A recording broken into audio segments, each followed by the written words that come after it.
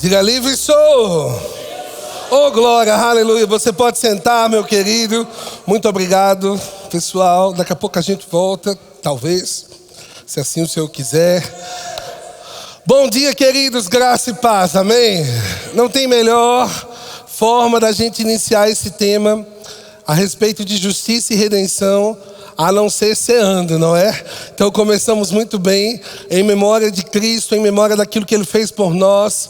Nós ceamos nessa manhã, e como eu disse, a Bíblia fala que nós devemos considerar, entender, discernir o corpo para fazermos isso. E sabe, todas as vezes que fizermos, fazemos em memória dele.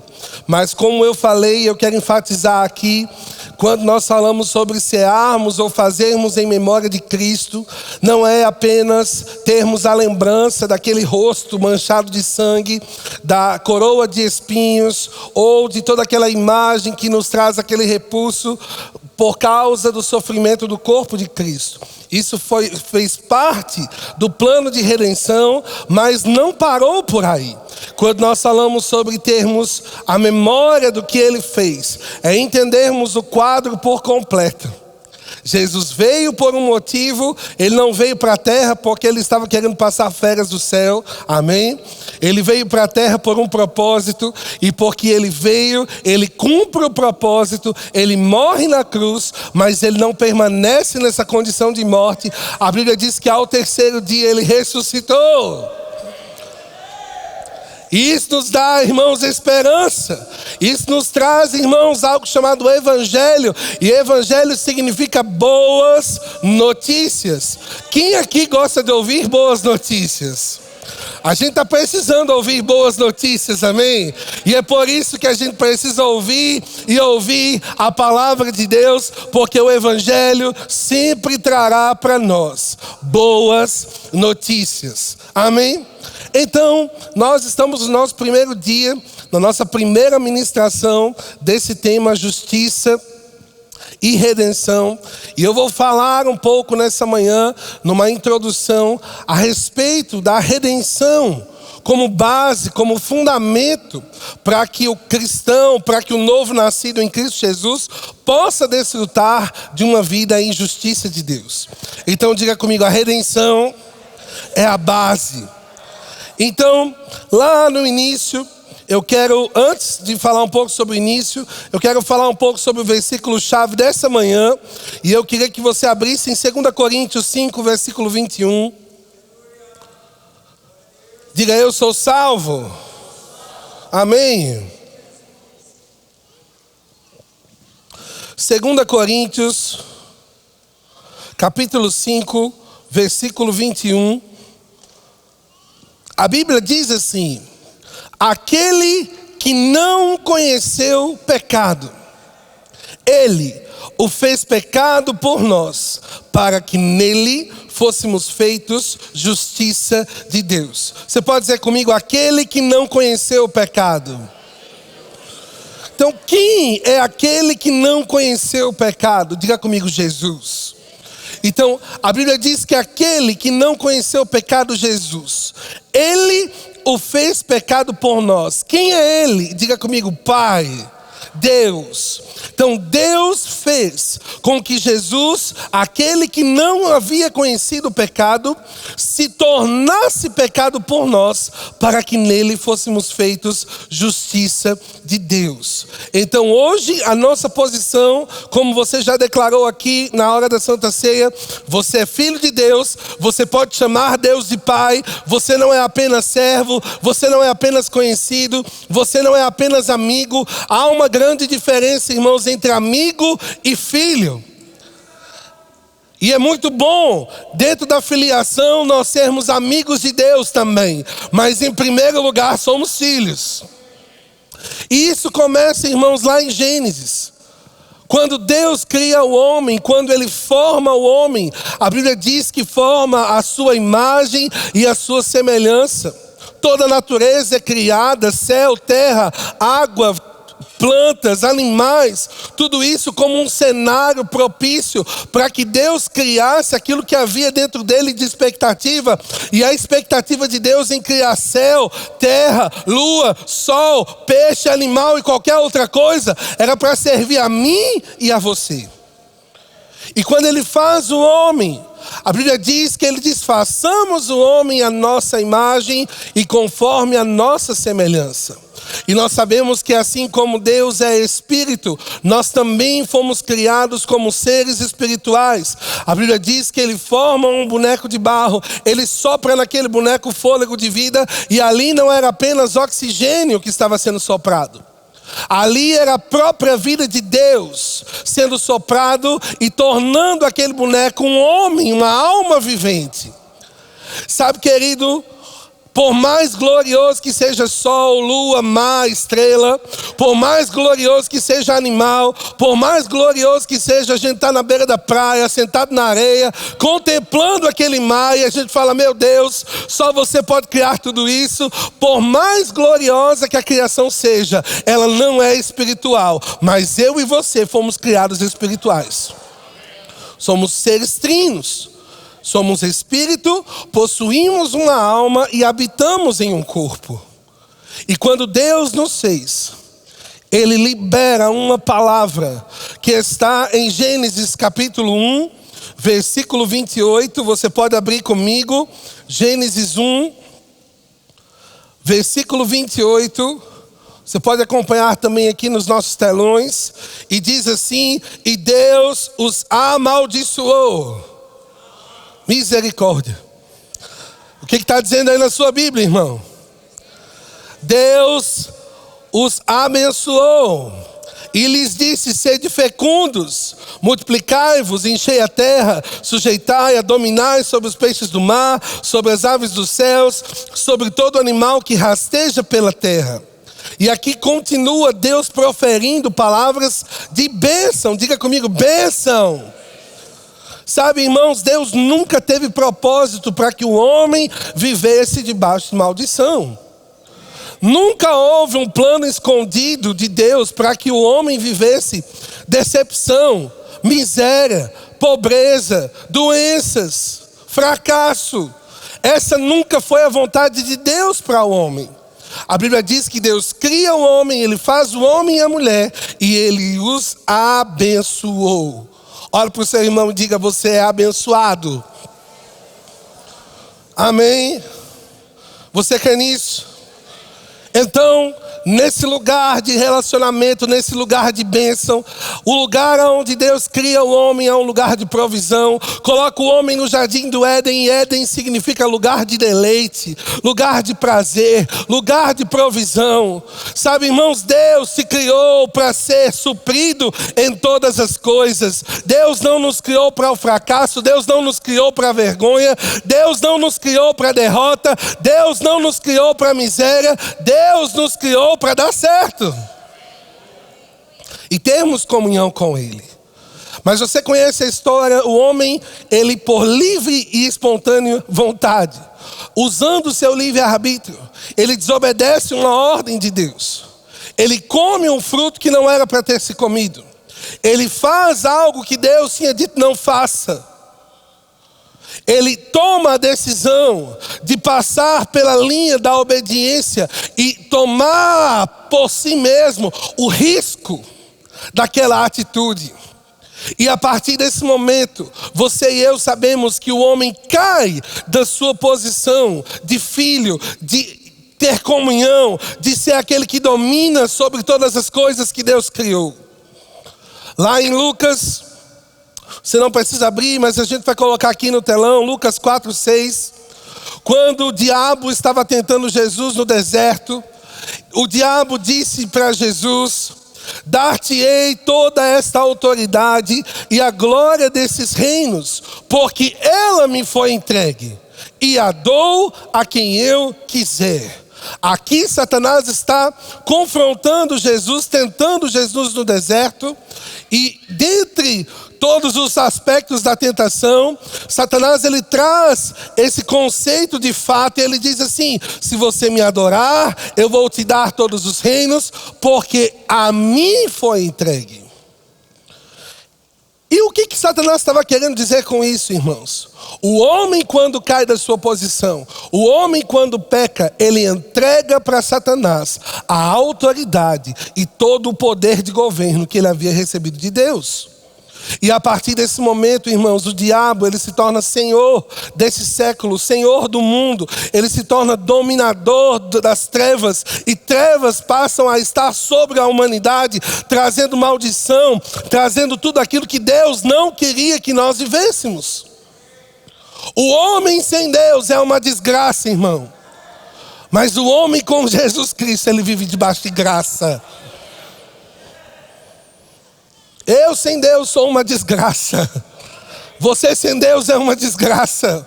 A humanidade sem Deus é uma desgraça. E a partir desse momento o homem começa a provar de coisas amargas. Fruto, resultado da sua escolha de desobediência. Amém? Até aqui você entendeu? E sabe, querido, quando a humanidade se vê nessa situação,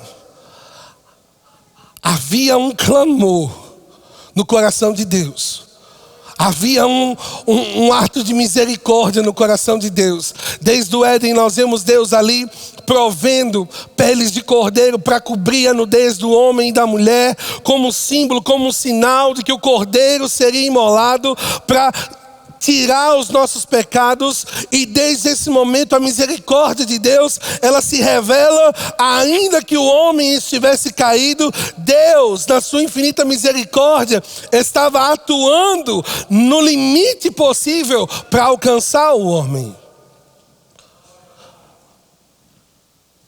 Mas o homem estava em pecado, o homem estava em desgraça. E como dizia em Chapolin Colorado, quem poderá nos defender? Olha para o seu irmão e diga para ele: quem poderá nos defender? A Bíblia diz em Romanos 3, versículo 23, por favor: pois todos pecaram e carecem da glória de Deus. Diga comigo: todos pecaram. Então percebe que a Bíblia ela relata um movimento contínuo. Todos pecaram, todos pecaram. Dentro desse tema nós vamos falar um pouco, não hoje. Hoje nós não temos tempo para chegar tão esmiuçar esse tema.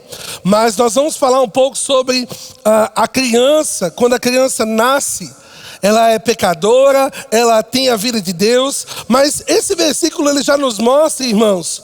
E a Bíblia não diz todos. Coloca por favor mais uma vez aqui Romanos 3, 23. A Bíblia não diz todos nasceram pecadores. A Bíblia diz todos pecaram e carecem da glória de Deus. Sabe, irmãos, nós entendemos que Deus, ele nunca vai agir de forma ilegal. Amém? Graças a Deus. No reino de Deus não há fraude. Amém? E sabe, quando o homem perde e entrega a Satanás tudo aquilo que havia recebido de Deus, por mais que ele desejasse voltar àquela posição, a posição original, ao plano A, ele não tinha condições suficientes nele, porque ele era pecador, porque ele estava debaixo do império das trevas. E é por isso que eu falei: quem poderá nos defender? Porque Deus, em todo o tempo na terra, em todas as suas alianças, em tudo aquilo que ele fez, ele sempre fez na terra em aliança com o homem. Ele sempre agiu na terra em concordância com a humanidade. E para que a autoridade e tudo aquilo que nós perdemos pudesse ser retomado, não era justo que Deus simplesmente pegasse isso das mãos do diabo e dissesse: olha, está aqui. Porque se um homem perdeu, um homem deveria reaver. Diga comigo, o homem perdeu, o homem deveria reaver. Mas quem poderá nos defender? Se todos pecaram, se não há um justo sequer, se todos estavam destituídos da glória de Deus. Mas graças a Deus, que a Bíblia diz em João, no capítulo 1, no versículo 1 e no versículo 14, você pode acompanhar comigo aqui no telão. João capítulo 1, versículo 1 diz assim: no princípio era o verbo estava com Deus e o verbo era Deus. Diga comigo, o verbo. E no versículo 14, João 1 diz assim: e o verbo se fez carne, diga comigo, carne, e habitou entre nós, cheio de graça e de verdade, e vimos a sua glória, glória como o do unigênito do Pai. Diga comigo, o verbo se fez carne. Sabe, quando nós ouvimos, quando nós lemos, quando Jesus fala um pouco a respeito do filho pródigo, e ele fala a respeito daquele filho que sai de casa, mas que chega uma hora que ele cai em si, ele volta e ele volta à tona, e ele entende tudo aquilo que ele perdeu, ele entende tudo aquilo que ele recusou, ele entende que ele se enfiou numa grande furada. E ele bola um plano para voltar para a casa do pai. E na sua mente ele começa a pensar: bom, eu vou voltar para lá e eu vou me oferecer como servo. Eu vou chegar lá para o meu pai e vou dizer: olha, me deixa pelo menos servir, deixa pelo menos ser servo. E a Bíblia diz que quando esse pai, ele vê o seu filho voltando no caminho, ele já está com tudo preparado. Ele já está com uma capa, ele já está com um anel, ele já está com uma sandália, ele já tem uma festa pré-preparada para a volta, para o retorno desse filho. Quando o filho chega para ele dizendo: olha, eu posso ser servo. Aquele pai, ele não aceita ter o seu filho de volta como servo apenas, mas ele diz: tudo que eu tenho é seu. Tudo que eu tenho é seu. Seja bem-vindo ao lar. A gente conhece a história, não vou me deter no outro irmão, mas o que eu estou querendo dizer para você é que quando Jesus estava no céu com Deus, o verbo, ele estava lá, ele sempre existiu, todas as coisas foram criadas por meio dele. Quando ele ouviu do Pai dizendo: eu quero comprar a humanidade de volta, Jesus disse: eu pago o preço. Eu pago o preço. A Bíblia diz em Jó, lá no capítulo 9, versículo 32 e 33, havia um clamor, diga comigo, um clamor do homem. Jó no capítulo 9, versículo 32 e 33. Jó aqui, preparando mais um dos seus discursos mirabolantes para chegar diante de Deus e falar com Deus. Mas ele cai em si em um momento e ele diz assim: porque ele não é homem como eu. Jó está falando sobre Deus. Ele não é homem como eu, a quem eu responda, vindo juntamente a juízo. Não há entre nós árbitro que ponha a mão sobre nós ambos. O que Jó estava querendo dizer aqui? Eu queria a ajuda de dois homens aqui, por favor. Venha, Cássio, venha, Guilherme, por favor, por gentileza.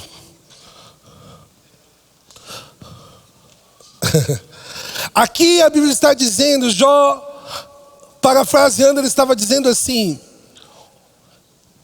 o que eu, como homem, posso falar, posso apresentar diante do Criador? Quem é que vai intermediar a minha causa entre eu, que sou apenas um homem, e o Todo-Poderoso? Ele diz: não há árbitro entre nós, não há alguém que possa se colocar no meio de nós para ser juiz dessa causa. E por que ele usa esse termo? Porque era muito comum naquele momento, a gente conhece muito bem a palavra árbitro por causa dos jogos de futebol, amém? Então você sabe que o árbitro é o juiz, é aquele que está ali supervisionando para que as regras sejam cumpridas. E vem aqui, por favor. Naquele tempo, era muito comum, fica um aqui do meu lado. Era muito comum aquilo que nós conhecemos hoje como juízes de paz. Diga comigo, juiz de paz. Então, quando o homem ele tinha uma situação contra outro homem, ele requisitava um árbitro. Era alguém, doutor da lei, alguém com sabedoria, que iria julgar aquela situação. Então era muito comum, vem aqui, então Cássio comprou alguma coisa de Guilherme e não pagou. Poxa vida, Cássio. Pelo amor de Deus, Cássio. É só brincadeira, viu, gente? Então Guilherme, ele está reclamando a sua dívida. E ele apresenta a sua situação. Cássio não pagou. Brincadeira, viu, gente? Só para ficar claro mais uma vez. Não pagou. E um juiz, um árbitro, ele vai entrar naquela situação para trazer um acordo, para chegar em uma decisão. Então, depois de muito discutir, depois de se ouvir os dois lados, de reconhecer quem está certo, quem está errado, o ponto de vista de cada um, quando aquele juiz, quando aquele árbitro, ele ia tomar a sua decisão, era muito comum ele colocar as duas pessoas uma de frente para a outra, ele se colocar no meio daquelas duas pessoas e colocar as suas duas mãos sobre os ombros dessas pessoas, como um intermediador daquela situação. Então, Guilherme acusava Cássio, e naquele momento a gente consegue fazer um acordo. Amém? Obrigado. E Cássio vai pagar em 24 vezes a dívida que ele tinha com Guilherme. Amém? Com juros e correção. Então, a partir desse momento, há um acordo. E ele colocava as mãos sobre os ombros de ambas as partes. E a partir daquele momento, aquela situação estava resolvida. Fica aqui um pouquinho. O que Jó estava falando nesse momento e o clamor dos homens era: não existe ninguém capaz de intermediar entre Deus e a humanidade. O homem havia pecado, o homem estava numa condição, ele não podia se salvar, ele não podia fazer algo por si mesmo. Mas a Bíblia diz, irmãos, em Filipenses 2, você pode acompanhar aí comigo, fica aí por favor vocês dois. Filipenses 2, versículos 6 a 8. Por gentileza, pode colocar aqui no telão. Pois ele, subsistindo em forma de Deus, não julgou como usurpação o ser igual a Deus. Antes, a si mesmo se esvaziou, assumindo a forma de servo, tornando-se em semelhança de homens e reconhecido em figura humana. Diga comigo, reconhecido. A si mesmo se humilhou, tornando-se obediente até a morte e morte de cruz. Não havia ninguém sequer para conseguir nos salvar, para conseguir nos representar. Mas a Bíblia diz que o verbo se fez carne, irmãos. A palavra se fez braço, se fez perna, se fez gente. O verbo se faz carne. Ele era Deus, mas ele também era homem. Diga comigo, Deus e homem. Ele era Deus, mas ele também foi reconhecido em figura humana.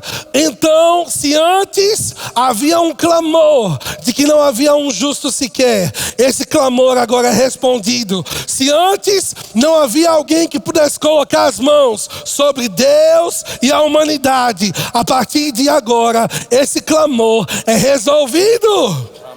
Jesus é Deus, mas ele é reconhecido em figura humana e ele é capaz de nos representar, de nos substituir para trazer de volta aquilo que o homem perdeu. Muito obrigado. Salva de palmas aqui para os nossos irmãos. E por que que ele é capaz? Porque a Bíblia diz que ele não pecou.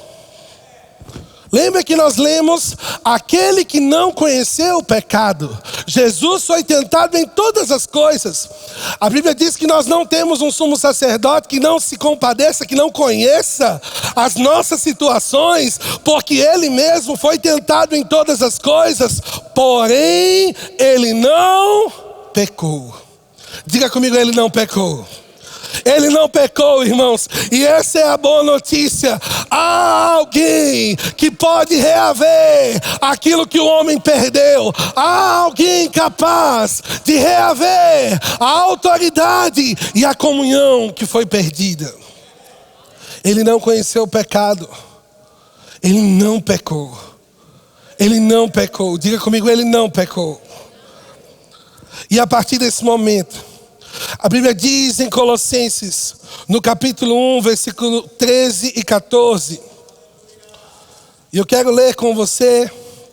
A Bíblia diz, ele nos libertou do império das trevas e nos transportou para o reino do Filho do seu amor. Diga comigo, libertou, transportou. Olhe para quem está do seu lado e diga, já aconteceu. No qual temos a redenção, a remissão dos pecados. Diga comigo, temos. Diga, eu tenho. Aquilo que a Bíblia diz que eu tenho.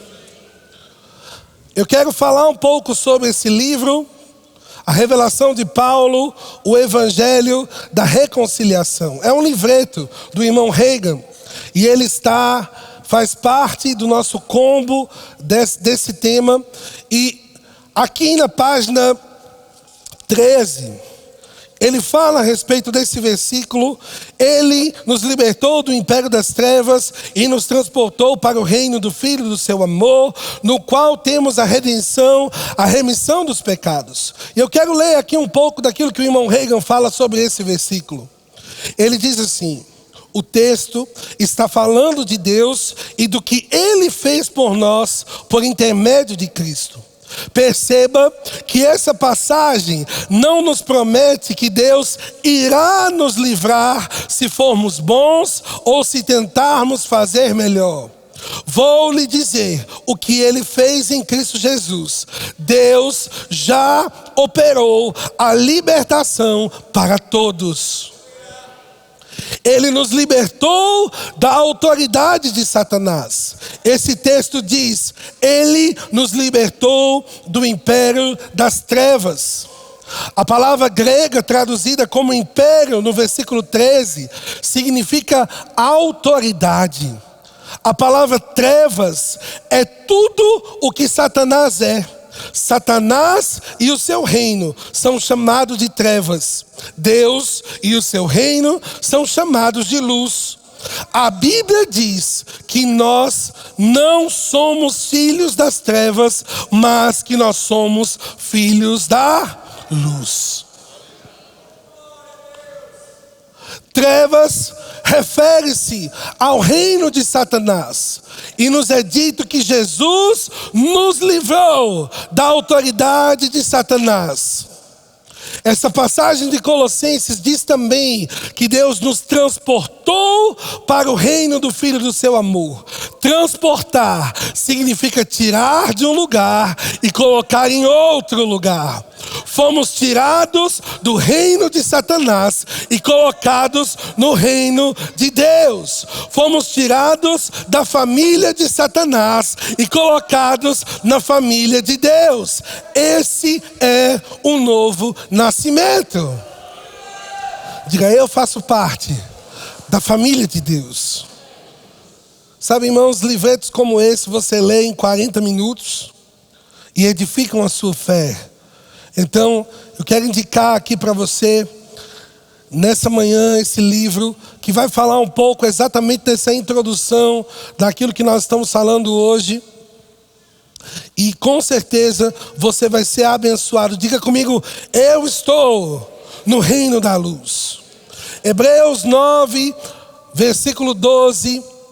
A Bíblia diz, não por meio de sangue de bodes e de bezerros, mas pelo seu próprio sangue, entrou no Santo dos Santos uma vez por todas. Diga comigo, uma vez por todas. Tendo obtida eterna redenção.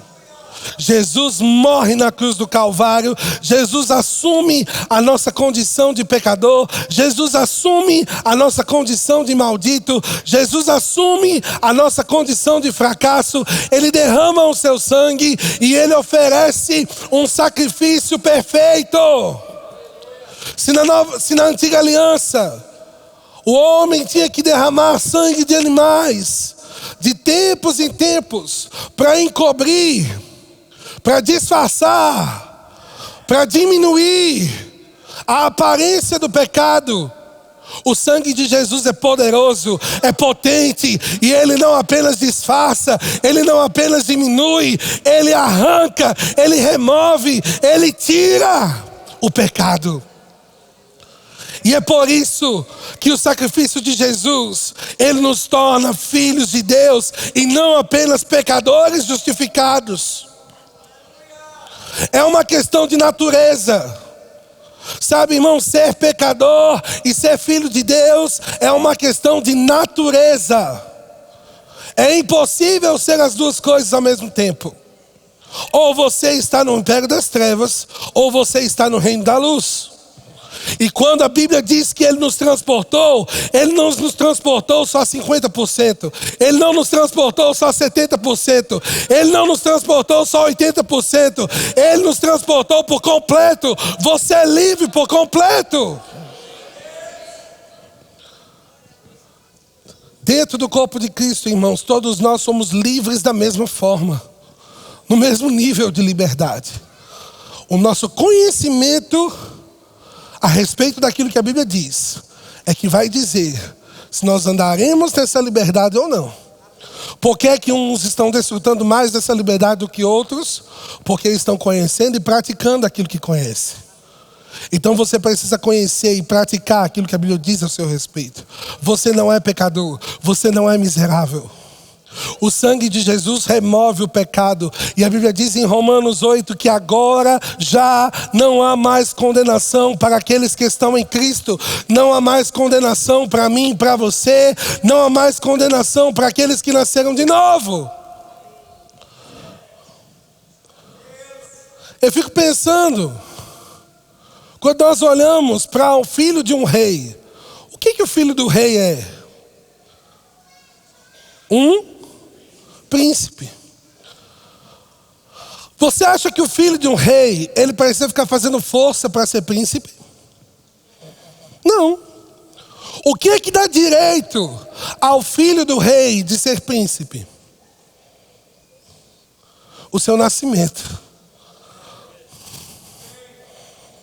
O fato dele ter nascido na família real faz dele o príncipe.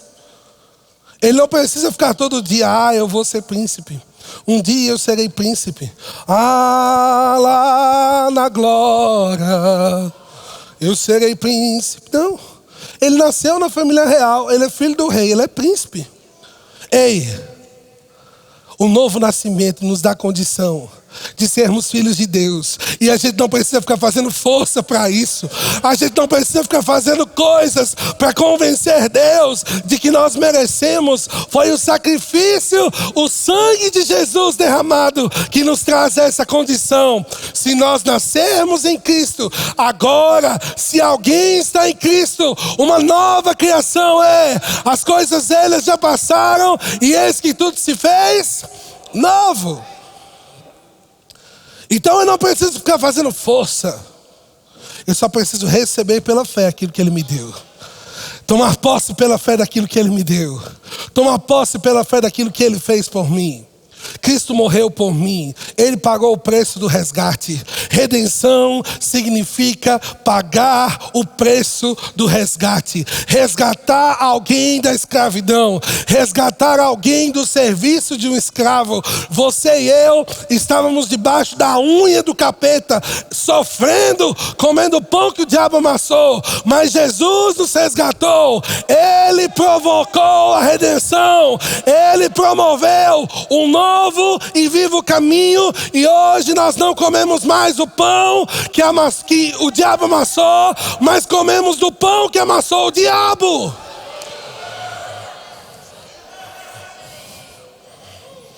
Livres. Diga, eu sou livre. Colossenses 2. Colossenses 2, versículo 14. A Bíblia diz assim: tendo cancelado o escrito de dívida que era contra nós, e que constava de ordenanças, o qual nos era prejudicial, removeu inteiramente, encravando na cruz. O meu e o seu nome no SPC espiritual estava sujo. Estávamos com o nosso nome cheio de pendência. E o diabo colocando lá várias pendências no seu nome. Havia uma dívida que a humanidade precisava pagar. Mas quando Jesus substitui a humanidade na cruz, Ele morre assumindo a nossa condição de pecador. Ele se identifica com a nossa condição de miserável, de falido, de tudo aquilo que é ruim. Ele se identifica com a nossa situação. Ele morre por nós, mas a Bíblia diz que Ele não permanece morto. A Bíblia diz que Ele ressuscita, e quando Ele ressuscita, Ele diz: toda a autoridade me foi dada no céu e na terra. E Ele deu essa autoridade à igreja. Sabe, irmãos, Ele pega a nossa dívida, Ele assume a nossa dívida, Ele paga a nossa dívida e Ele nos dá o seu crédito. Eu vou repetir. Jesus pega a sua dívida, paga a sua dívida e Ele dá para você o crédito dele. Ele diz: toda a autoridade me foi dada. No meu nome, vocês expelirão demônios. No meu nome, vocês curarão enfermos. No meu nome, se vocês tomarem alguma coisa mortífera, não vai causar dano algum. Ei, há um crédito que pertence ao nome de Jesus, e Ele deu esse crédito para mim e para você. E quando nós usamos essa autoridade, irmãos, é como nós passamos nosso cartão lá. Jesus, é no nome dele, é no crédito dele. Eu sou sarado no nome de Jesus. Você não é mais um endividado. Eu vou repetir para você tomar posse disso. Você não é mais um endividado. Viu, Cássio? Você não deve mais nada, Cássio. Você tem um crédito. Você tem um crédito. Você tem um crédito.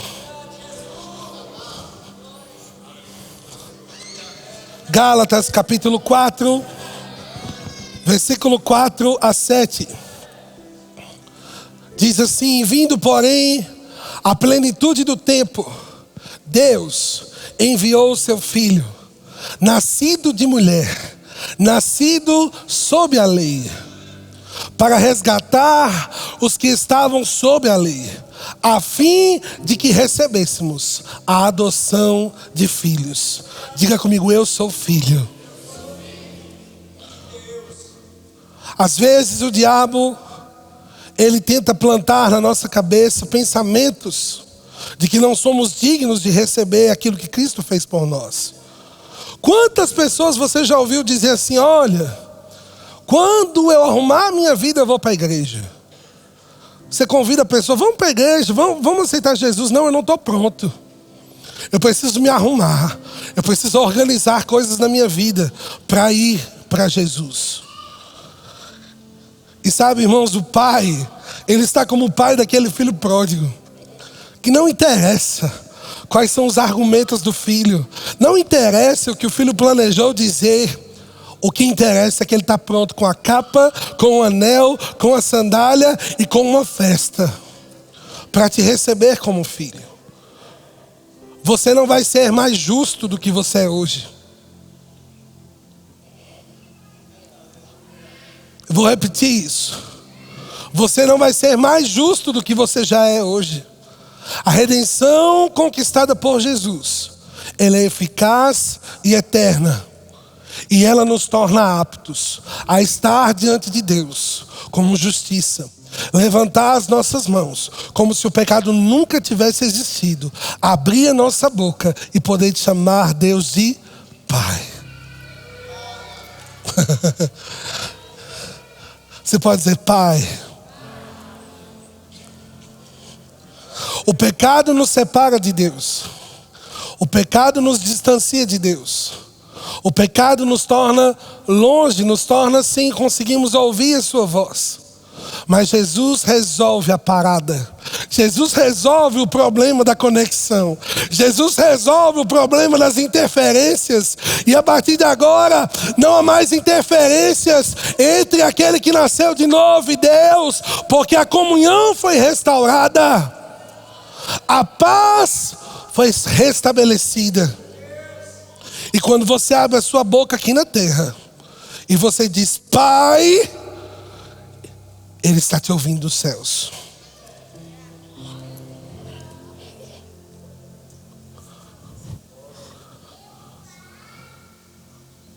O sangue nos lavou. O sangue nos perdoou. O sangue nos deu uma nova oportunidade de recomeçarmos a nossa vida. Ah, irmão, quando você entende o preço pago por você, quando você entende o sacrifício de Jesus na cruz do Calvário, quando você entende que o preço que Ele pagou foi um preço eterno, não há como não celebrar, não há como não festejar, não há como não aproveitar dessa vida. Sabe? Quando alguém está preso numa cela e você abre aquelas portas, você abre aquela cela e diz, agora você está livre. É impossível que aquela pessoa saia cabisbaixa dizendo, oh, estou livre. Não. Quando alguém é livre, irmãos, essa pessoa sai de braços erguidos. Essa pessoa sai regozijando. Essa pessoa sai celebrando. Eu sou livre. Eu sou livre. Meu irmão, as boas novas que eu tenho para você é que não dependemos de coisas terrenas, de governos terrenos, de coisas de homens. Nós somos de Deus. Nós somos nascidos de Deus. E Ele nos chamou de filhos. Seja bem-vindo à família real. Seja bem-vindo à família de Deus. Seja bem-vindo.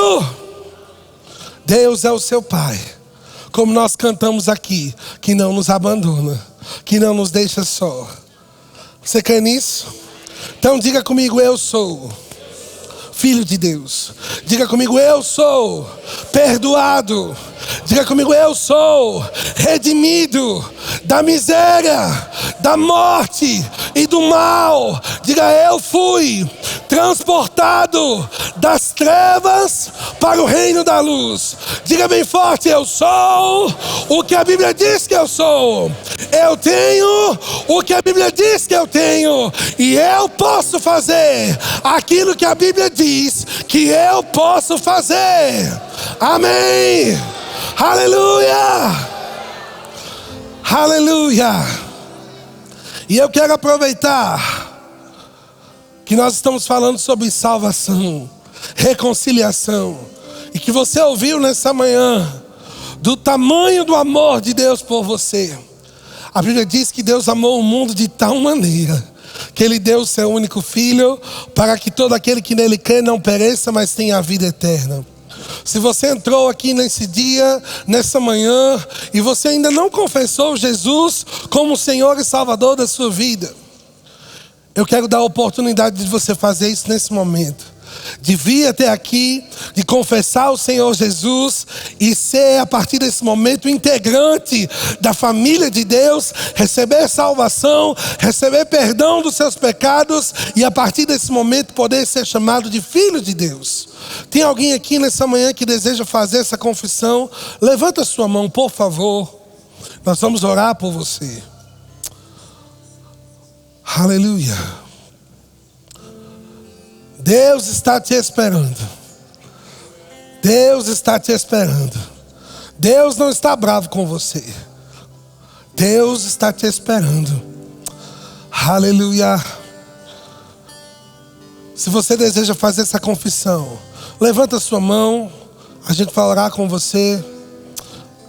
Aleluia. Todos salvos aqui? Pergunta para quem está do seu lado: você já confessou Jesus?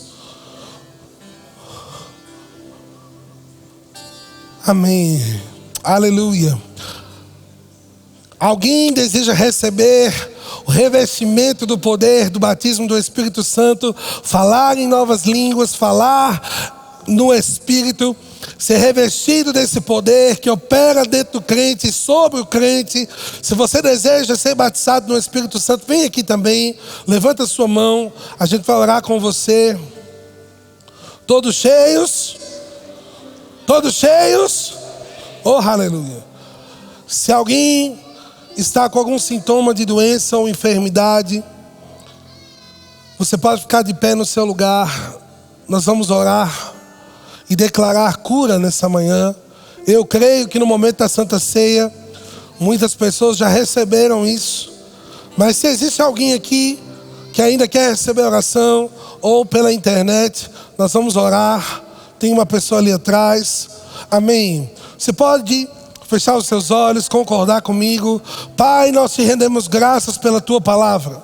A tua palavra diz que Cristo Jesus levou sobre si todas as doenças, todas as enfermidades. E é por isso que nós oramos em fé, de acordo com aquilo que a tua palavra diz. E ordenamos a toda doença, toda enfermidade, que saia agora em nome de Jesus. Nós liberamos cura pelo poder do nome de Jesus. E declaramos que tudo aquilo que estava fora do lugar, que volte ao plano original de Deus, agora em nome de Jesus. Amém, amém e amém. Você é curado em nome de Jesus. Amém, aleluia. Diga comigo: eu sou justiça de Deus. Diga: eu sou perdoado. Aleluia, muito obrigado, queridos. Foi uma honra estar aqui com vocês pela manhã. E eu tenho certeza que esse tema, ele vai responder tantas e tantas questões dentro da nossa mente. Você é filho de Deus, amém? Filho de Deus. Não deixe o diabo dizer ao contrário ao seu respeito. Amém. Guilherme, venha.